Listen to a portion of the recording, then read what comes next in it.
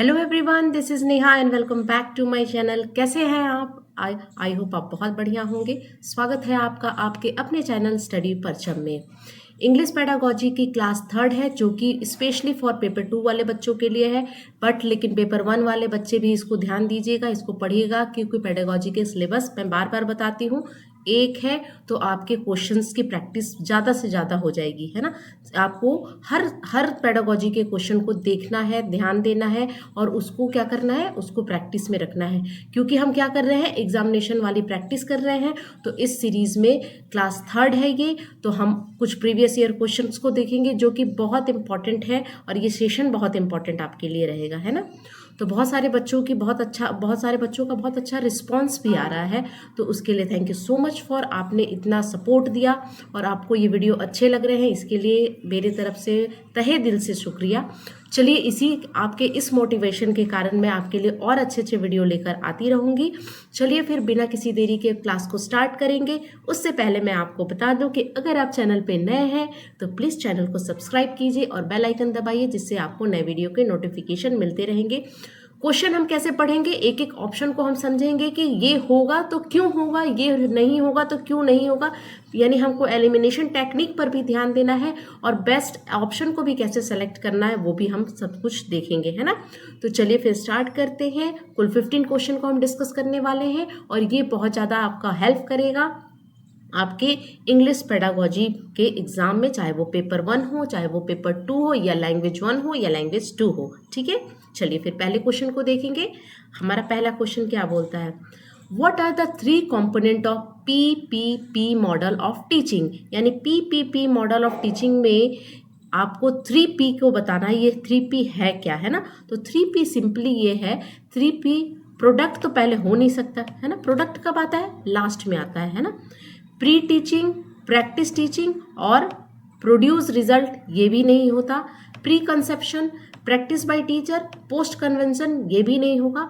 आपका सिंपली यह क्या होगा, आप पहले प्रेजेंट करते हो, उसके बाद उसकी प्रैक्टिस कराते हो और आपने क्या, आपको रिजल्ट मिला, क्या प्रोडक्ट मिला, क्या प्रोड्यूस हुआ, वो होता है 3P का मतलब। यानी PPP मॉडल, यानी प्रेजेंट, प्रैक्टिस एंड प्रोड्यूस। याद रखिएगा, पीपीपी का मॉडल यानी 3P का मॉडल क्या होता है, प्रेजेंट, प्रैक्टिस एंड प्रोड्यूस। समझ में आई बात। चलिए, तो ऑप्शन नंबर फर्स्ट यहाँ पे क्वेश्चन नंबर फर्स्ट का सही हो जाएगा। Move on to next question, अगले क्वेश्चन की ओर चलते हैं। साथ में आप बताइएगा आपकी तैयारी कैसी चल रही है। बहुत ज़्यादा से ज़्यादा पेडागोजी के प्रीवियस ईयर क्वेश्चंस देखिए, आपको बहुत हेल्प करेंगे, है ना। और किसी भी तरह का कोई प्रॉब्लम है तो कमेंट सेक्शन में मेंशन जरूर करना है आपको, ठीक है। तो चलिए नेक्स्ट देखते हैं। A teacher of class 8th discussed determiners in her class through a short text in which determiners occur many times and the learner were made to notice them in use। ठीक है, क्या है, teacher है, class 8th की है, वो discuss करती है डिटर्मिनर्स। डिटर्मिनर्स का मतलब होता है निर्धारक। ठीक है, डिटर्मिनर्स क्या होता है, ऑलवेज क्या होता है, नाउन से पहले आता है, नाउन से पहले आता है डिटर्मिनर्स। और मैं आपको बताऊंगी कि किस तरह से डिटर्मिनर्स को पहचानेंगे। तो वो क्या कर रही है, टीचर बच्चों को एक शॉर्ट टेक्स्ट के थ्रू, है ना, छोटे से पैराग्राफ के थ्रू बच्चों को डिटर्मिनर समझा रही है और बच्चे क्या कर रहे हैं, उसको नोटिस कर रहे हैं, है ना। टीचर करके दिखा रही है, पढ़ा के समझा रही है और बच्चों को नोटिस करने के लिए बोली है, बच्चे नोटिस कर रहे हैं, ध्यान दे रहे हैं। उसके बाद क्या करना है, टीचर ने अपना काम कर दिया। This was follow by the learner using the same in their own language for a particular purpose. और इस चीज को फॉलो किया लर्नर ने, same using the same in their own language for a particular purpose, the teacher then bound to be the notice of the learner। अब क्या कर रही है, पहले टीचर ने किया, फिर बच्चों ने किया, और पहले बच्चों ने, टीचर जब कर रही थी तो बच्चे नोटिस कर रहे थे, और जब बच्चे कर रहे हैं तो टीचर नोटिस कर रही है। The teacher then bound to notice of the learner the use of determiner in context. तो जो हम डिटर्मिनर्स का यूज करना सिखा रहे हैं बच्चों को इन कॉन्टेक्स्ट में, ये है क्या, ये किस तरह के टीचिंग मेथड को टीचर ने अप्लाई किया है क्लास में, आपको बताना है। व्हाट स्ट्रेटजी, यानी डिटर्मिनर्स को समझाने के पीछे वो संदर्भ में समझा रही है। ऐसा नहीं कि उन्होंने आके डिटर्मिनर का एक बढ़िया सा डिफिनेशन लिख दिया, डिफाइन कर दिया, डिटर्मिनेंट्स ये होता है, यानी डिडक्टिव मेथड से नहीं वो समझा रही है। वो किस तरह समझा रही है? वो इंडक्टिव मेथड से समझा रही है। पहले बच्चों को सेंटेंस बता रही है कि देखिए इस तरह से डिटर्मिनेंट्स, और उसके बाद वो बताएंगी कि डिटर्मिनेंट्स होते क्या हैं। तो ये एक बहुत अच्छे टेक्निक का वो यूज़ करनी है। तो वही आपको बताना है कि what strategy did the teacher employ in her class, यानी कौन सी स्ट्रैटेजी को वो अप्लाई कर रही है अपने क्लास में। क्या वो स्ट्रक्चर टीचिंग है, कॉन्सिक्वेंस राइजिंग है, टास्क बेस्ड लर्निंग टीचिंग है, या कॉम्युलेटिव लैंग्वेज टीचिंग है। देखिए कॉम्युलेटिव लैंग्वेज टीचिंग में इंटरैक्शन होता है वन अनदर, टीचर का स्टूडेंट से, स्टूडेंट का टीचर से, स्टूडेंट का स्टूडेंट से इंटरैक्शन जब होता है तो वो होता है कॉम्युलेटिव, जिसको CLT के नाम से जानते हैं। कभी कभी इसका फुल फॉर्म भी आता है कम्युनेटिव लैंग्वेज टीचिंग, इसको हम बोलते हैं। ठीक है, तो ये तो नहीं होगा। दूसरा है structural teaching. Structural teaching repetition पर बहुत फोकस करता है ना, बच्चों को रिपीट करा करा के ड्रिल मेथड के थ्रू स्ट्रक्चर टीचिंग होती है। तो ये बहुत अच्छा नहीं माना जाता है बच्चों को पढ़ाने के लिए। कॉन्सिक्वेंस राइजिंग, ये भी नहीं होगा। यहाँ पे हो रहा है टास्क बेस्ड लैंग्वेज टीचिंग। जब इस तरह का माहौल क्लासरूम में होता है ना, टीचर पहले पढ़ाती है, संदर्भ में करके दिखाती है कहाँ कहाँ यूज, और बच्चे नोटिस करते हैं, फिर उसको उसी टास्क को एक टास्क के रूप में लिया है। उसी टास्क को जब बच्चे करते हैं क्लास में, उसको हम बोलते हैं टास्क बेस्ड लैंग्वेज टीचिंग, यानी ऑप्शन नंबर 3 यहाँ पे सही हो जाएगा। अब एक बार थोड़ा सा आप डिटर्मिनर्स आप समझ लीजिए कि क्या होता है। ठीक है, डिटर्मिनर्स क्या होता है? A word that come before a noun, noun के पहले आता है। तो to show how the noun being use, किस तरह से नाउन को हम यूज करना है, इसके लिए डिटर्मिनर्स का यूज करते हैं बिफोर नाउन। जैसे आप बता दो, would you like two by this book. जब हम ये बोल रहे हैं ये sentence, would you like two by this book, तो ये दिस क्या है? डिटर्मिनर है, और ये बुक क्या है? नाउन है। नाउन से पहले जो आप निर्धारक यूज करते हैं वो होता है डिटर्मिनर। तो इस तरह के दिस, दैट, दोज, इस तरह के बहुत सारे, उस जो टीचर पढ़ा रही थी उसमें बहुत सारे इस तरह के वर्ड आए होंगे, तो वही नोटिस करने के लिए टीचर बार बार बोल रही है। और बच्चे जब आप उसी लैंग्वेज, अपने लैंग्वेज में उस चीज को यूज कर रहे हैं, तो वो भी इन सब चीजों का यूज करते हुए कर रहे हैं। तो इससे क्या होगा? एक संदर्भ में, एक कॉन्टेक्स्ट में उन्होंने डिटर्मिनेंट्स को समझा दिया क्लास में, है ना। जैसे नाउन के पहले हर लगना, मोस्ट लगना, दोज लगना, दिस लगना, 3, 4, 5, इस तरह का निर्धारक लगता है, डिटर्मिनर्स लगता है। तो वही होता है डिटर्मिनर्स, जो नाउन के पहले लगता है, और वो बताता है कि how the noun being used in a sentence. ठीक है, चलिए नेक्स्ट देखेंगे। डिटर्मिनर्स आपको समझ में आ गया होगा। Next, question number 3. A teacher found some of the aspects of language learning, that is reading with understanding a text on scientific concept. He decided to pick a student who find it difficulty on a particular aspect. She took separate session for them to support them read and understand such text. What is she trying to do here? यानी यहाँ पे क्या है कि teacher कुछ समझा रही है ना। टीचर क्या कर रही है? बच्चों को कुछ समझा रही है, कुछ भी पढ़ा रही है ना। तो क्या पढ़ा रही है? Aspect of language learning, that is reading with understanding. वो क्या समझा रही है कि आपको रीडिंग विद अंडरस्टैंडिंग, यानी आपको पढ़ते हुए समझना है, यानी समझते हुए पढ़ना है। ए text on A scientific concept, यानी एक टेक्स्ट है जो कि साइंटिफिक कॉन्सेप्ट में दिया हुआ है, यानी उसके वहाँ पर कुछ साइंस से रिलेटेड बातें बताई गई हैं, उसको आपको पढ़ते हुए समझना है या समझते हुए पढ़ना है ना। तो ये टीचर का फोकस है। She decided to pick student who find it difficult on the particular aspect, और उन्होंने क्या डिसाइड किया है कि जिन बच्चों को जहाँ इसमें प्रॉब्लम आएगी उनको वो उठाएंगे और उनके प्रॉब्लम को सॉल्व करने की कोशिश करेंगे, है ना। She took separate session for them to support, और उस बच्चों के लिए वो सेपरेट सेशन को ऑर्गेनाइज करेंगी, यानी सेपरेट क्लास लेंगी जिस बच्चों को प्रॉब्लम हो रही है। मान लीजिए क्लास में बहुत सारे बच्चे हैं, तो सारे बच्चों को ऐसा नहीं है कि एक बार में सारी चीज़ समझ में आती है। बहुत सारे बच्चे, सबकी IQ लेवल सबका अलग अलग होता है। तो क्या है कि कुछ बच्चों को समझ में आ गया, लेकिन क्लास में कुछ ऐसे बच्चे भी होते हैं जिनको एक बार में समझ में नहीं आता है। तो टीचर का काम क्या है कि उसको अलग से टाइम देके, अलग से सेपरेट सेशन देके उसको समझाना। और ये क्या है, टीचर पहले क्या करेगी, रिकॉग्नाइज करेगी कि किस बच्चे को प्रॉब्लम हुई है, और उस बच्चे को सेलेक्ट करके अलग सेशन में उसको समझाती है। ठीक है, तो वो क्या करे, सेपरेट सेशन में उस बच्चे को सपोर्ट प्रोवाइड करती है। Them read and understand such text, ताकि वो जो ये पढ़ा रही है साइंटिफिक कॉन्सेप्ट के ऊपर जो ये क्लास ले रही है उस बच्चे को भी समझ में आए। वो क्या कर रही है, सिंपली वो रेमीडियल टीचिंग कर रही है। रेमीडियल टीचिंग का मतलब उपचारात्मक शिक्षण कर रही है। बच्चे को रिमेडियल टीचिंग कब करते हैं, जब बच्चे को कोई दिक्कत आती है। यानी आपको यहाँ पर यहीं से समझ में आया होगा फाइंड डिफिकल्टी, ये सब देखिए, ये सब क्या होता है, की सेंटेंस है। सपोर्ट, ये सब कब करते हैं हम, रेमीडियल टीचिंग में करते हैं। हायर ऑर्डर थिंकिंग नहीं है, हॉट्स नहीं है, ये थिंकिंग स्किल भी नहीं है, फीडबैक टीचिंग भी नहीं है। जिससे ये क्या है, रेमीडियल टीचिंग है। यानी option number first will be the correct answer of this question. Now move on to next question, अगले क्वेश्चन की ओर बढ़ेंगे। ठीक है, a teacher wanted her student to learn vocabulary effectively. बच्चे क्या करें, शब्दकोश को इफेक्टिव वे में पढ़ेंगे, है ना। वांटेड, वो चाहती है कि उनके बच्चे जो है वोकैबुलरी बहुत ही इफेक्टिव वे में पढ़े। Which of the following way she should she adopt to teach vocabulary in her classroom. यानी कहने का मतलब ये है कि किस वे से, कौन से तरीके से ये वोकैबुलरी को बच्चों को पढ़ाएंगी ताकि वो इफेक्टिव रहे, है ना। सिंपली कहने का मतलब है, पहला ऑप्शन है right all the new word on the black board and right there meaning in a language of teaching. ऐसा नहीं करना है कि आपने बोर्ड पर लिख लिया और बच्चे क्या है, एक पैसिव वे में बोर्ड से क्या कर रहे हैं, कॉपी कर रहे हैं। ये आपको नहीं करना है। ये सब चॉक एंड टॉक वाला जो मेथड है ना, वो बहुत पहले यूज होता था।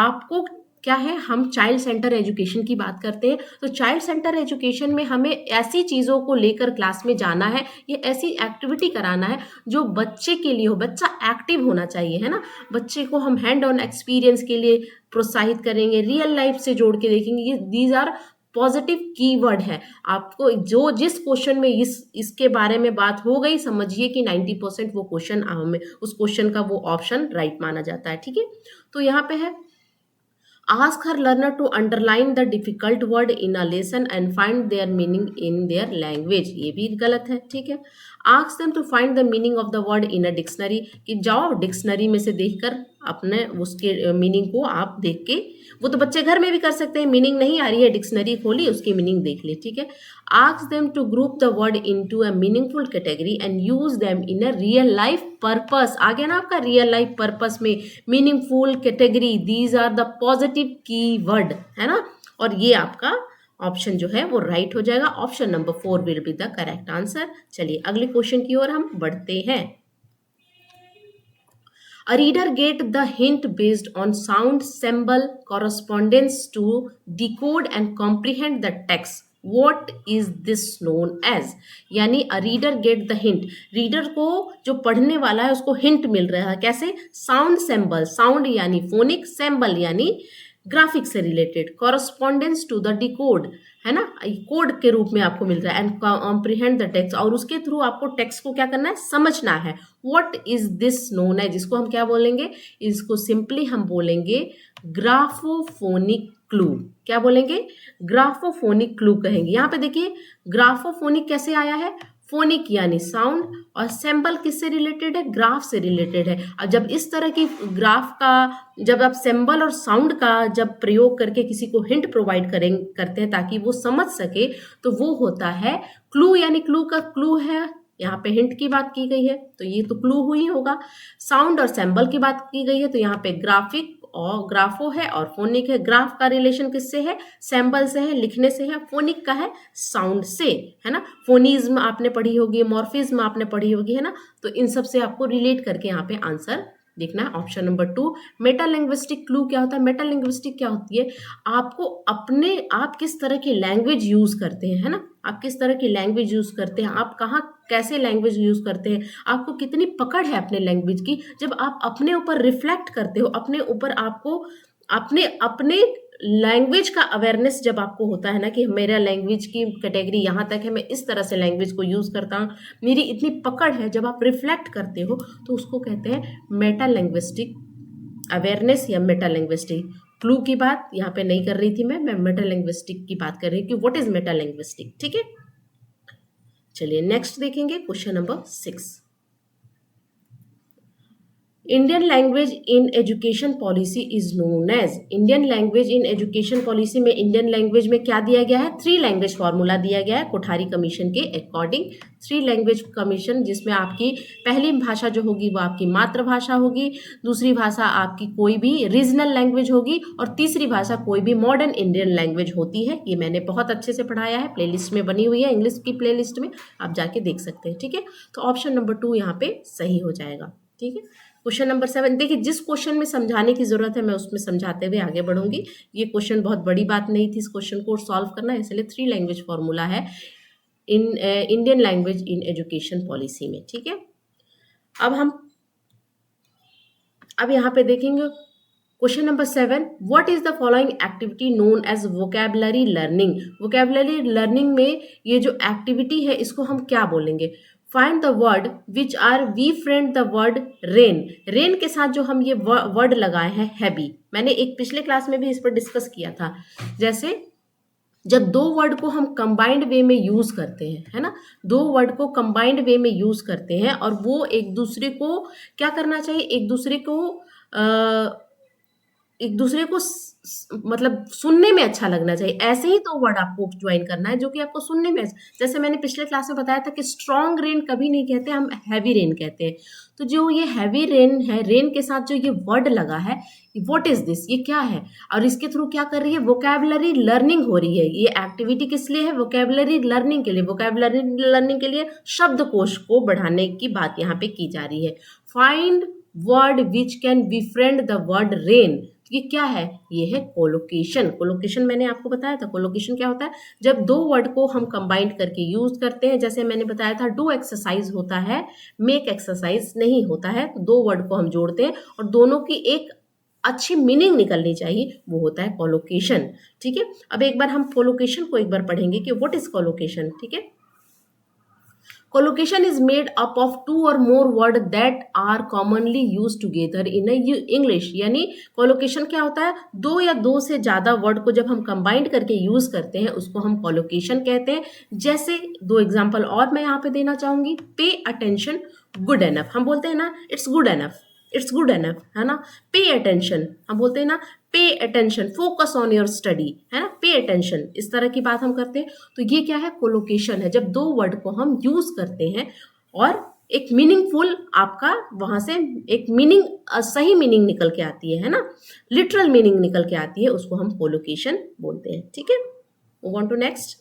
चलिए, अब अगर आपको मतलब ये वीडियो अच्छा लग रहा है तो प्लीज़ लाइक कीजिएगा, पॉज करके सब्सक्राइब ज़रूर कीजिएगा एंड ज़्यादा से ज़्यादा अपने फ्रेंड्स के साथ शेयर कीजिए ताकि मैं आपके लिए और भी अच्छे अच्छे वीडियो ला सकूं, है ना।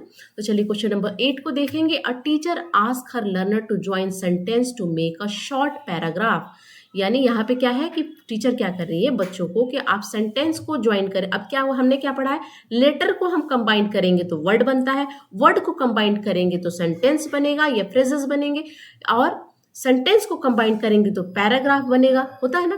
तो टीचर वहीं यहाँ पे यही बोल रही है कि आप क्या करो, ask her learner to join sentence to make a short paragraph.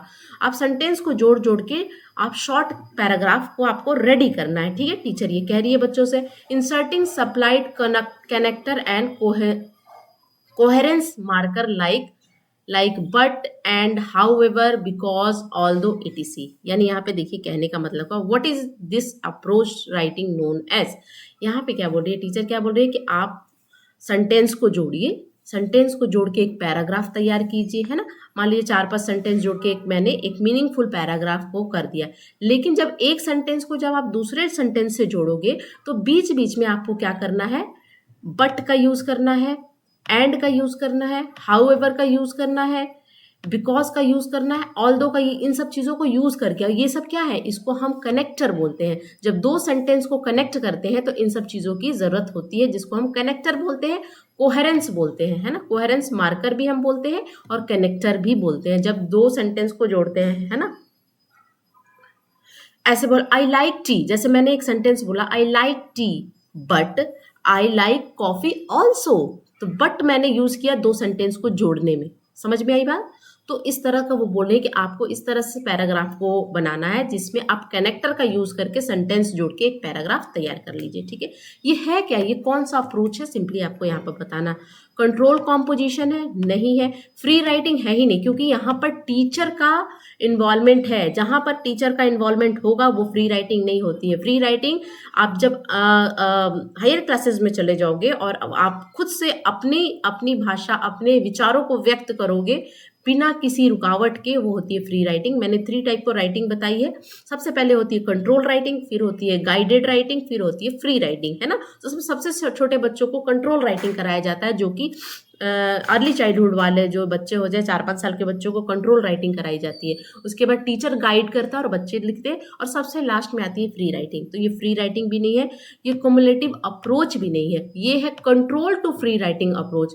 Teacher का यहाँ पे कंट्रोल दिख रहा है, कंट्रोल टू फ्री राइटिंग। पहले टीचर ने इंस्ट्रक्शन दिया, इंस्ट्रक्शन के बाद बच्चे उसको कर रहे हैं, तो लिखने का काम कौन कर रहा है, बच्चे कर रहे हैं, लेकिन इंस्ट्रक्शन किसने प्रोवाइड किया, टीचर ने किया। That means option number 2 is the correct answer of this question.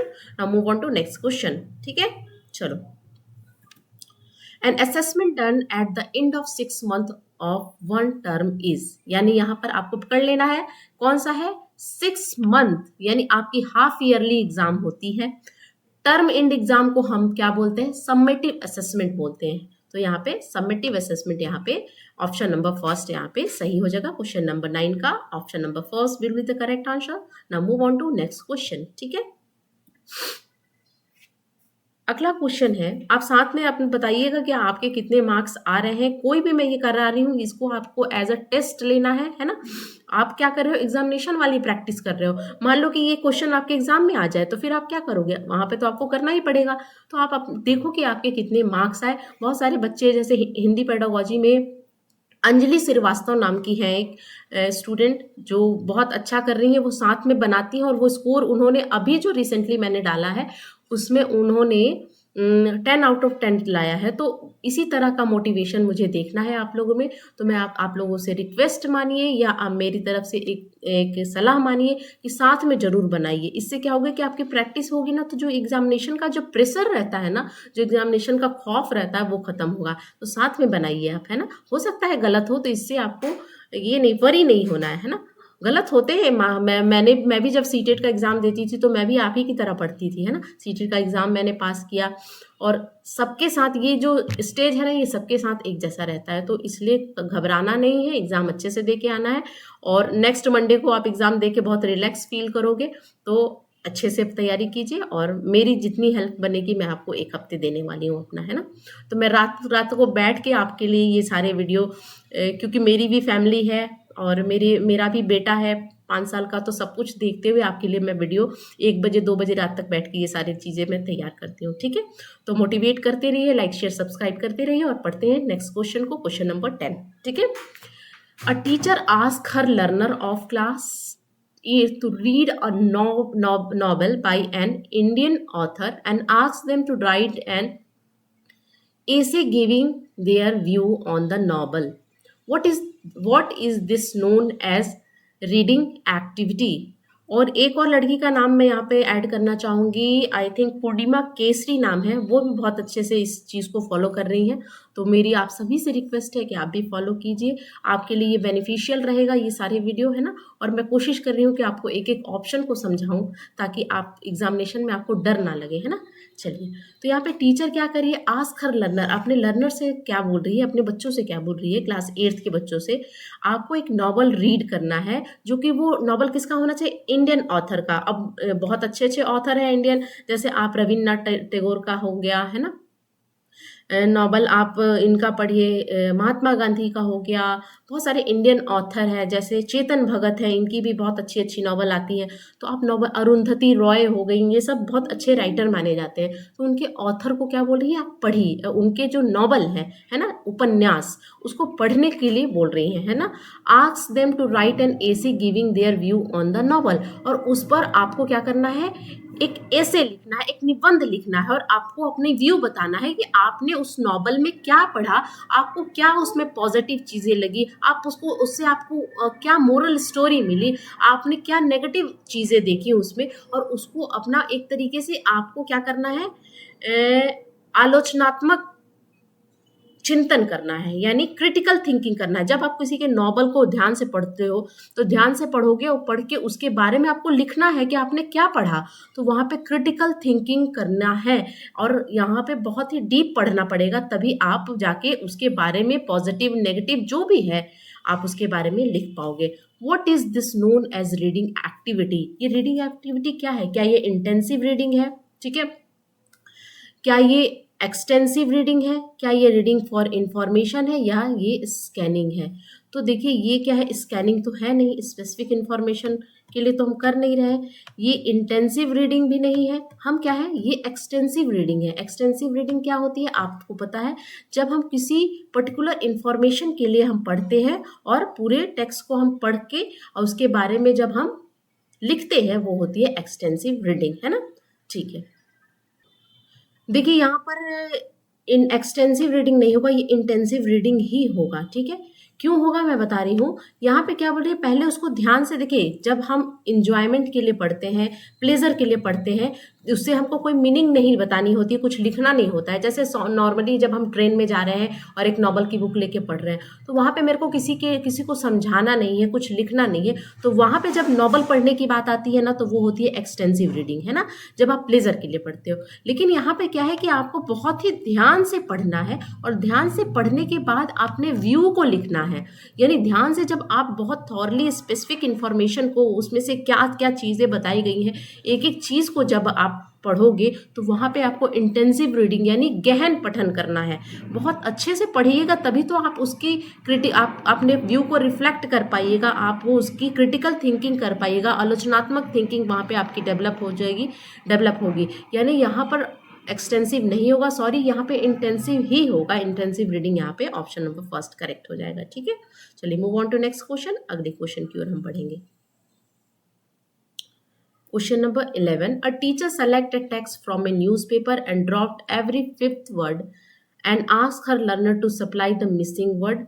What is the test known as? देखिए क्या होता है, मिसिंग वर्ड होती है ना, कोई भी मान लीजिए कि न्यूज़पेपर में से टेक्स्ट कर लिया और बीच बीच में हमने फिलिंग द ब्लैंक्स की तरह ब्लैंक छोड़ दिया, उसको सिंपली हम क्लोज टेस्ट बोलते हैं, क्लोज टेस्ट, है ना, जिसको हम जैसे न्यूज़पेपर में से उन्होंने एक मान लीजिए आर्टिकल उठा लिया या कुछ भी उठा लिया, 4-5 पैराग्राफ उठा लिए या एक पैराग्राफ उठाया और उसमें से बीच बीच में उन्होंने क्या कर दिया, स्किप कर दिया, हटा दिया वर्ड को, और आप बताया, बच्चों से पूछा कि अब इसमें क्या फिल करेंगे, मिसिंग वर्ड को, इसमें क्या होना चाहिए, तो वो होता है क्लोज टेस्ट, आपको याद रहना चाहिए, बहुत सिंपल सा है, इसलिए मैं इस पर ज़्यादा डिस्कस नहीं करूँगी।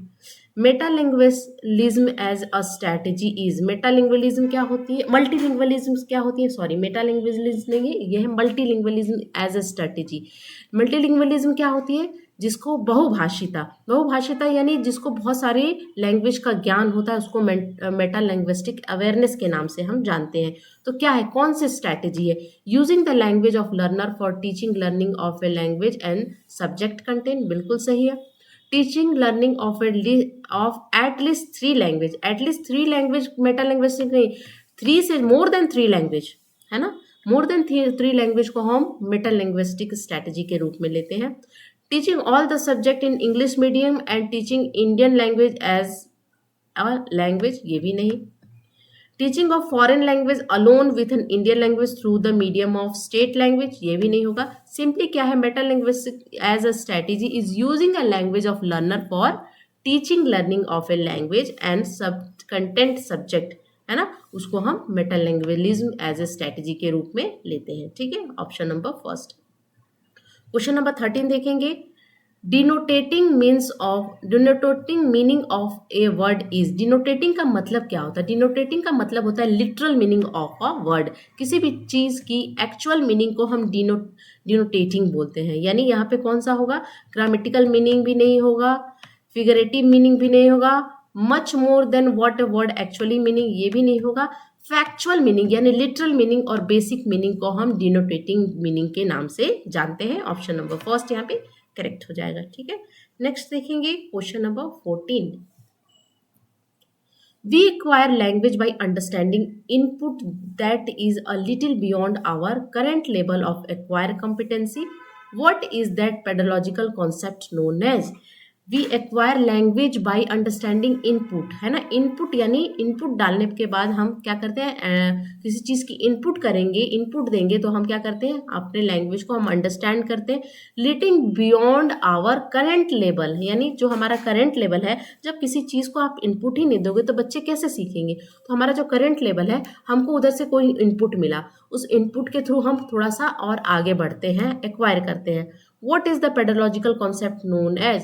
ये सिंपली इसको हम बोलते हैं, डिफिनेशन है ये इनपुट हाइपोथेसिस का। इनपुट हाइपोथेसिस की बात कौन करते हैं, स्टीफन क्रिसन जो है, उन्होंने बहुत 5 टाइप की हाइपोथेसिस के बारे में बताया था। उसमें से क्या था, सॉरी आउटपुट हाइपोथेसिस नहीं होगा, ये है इनपुट हाइपोथेसिस, ऑप्शन नंबर 3 यहाँ पे होगा, है ना।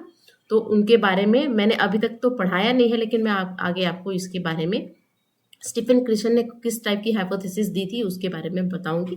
तो यह इनपुट हाइपोथेसिस, ठीक है, ऑप्शन नंबर 3 यहाँ पे करेक्ट हो जाएगा। What is the status given into English by the Indian Constitution? Indian constitution में इंडियन इंग्लिश को क्या स्टेटस मिला है, क्या पोजीशन मिला है। ऑफिशियल लैंग्वेज हमारी हिंदी है। इंग्लिश है associate official language according to ओला एक्ट 1963 के अकॉर्डिंग। इंग्लिश क्या है हमारी आधिकारिक क्या बोलते हैं उसको, अतिरिक्त आधिकारिक भाषा है। अतिरिक्त आधिकारिक भाषा कौन है, इंग्लिश है हमारी, और हिंदी हमारी आधिकारिक भाषा है। यानी हमारे देश की कोई भी नेशनल लैंग्वेज नहीं है, कोई भी राष्ट्रभाषा नहीं है। 22 भाषाओं को मान्यता प्रदान की गई है शेड्यूल 8 में, है ना, कॉन्स्टिट्यूशन में। तो आपको हिंदी अगर आए तो ऑफिशियल लैंग्वेज, इंग्लिश आए तो एसोसिएट ऑफिशियल लैंग्वेज, ठीक है। तो ऑप्शन नंबर 2 यहाँ पे करेक्ट हो जाएगा। तो ये थे आज के कुल 15 क्वेश्चन। मिलती हूँ आपसे नेक्स्ट 15 क्वेश्चन लेके, बहुत ही बेहतरीन, जो कि आपको हेल्प करेगा सीटेट में। अगर आपको वीडियो अच्छा लगा है तो do like share and subscribe to my channel. तब तक के लिए thank you so much for watching, bye.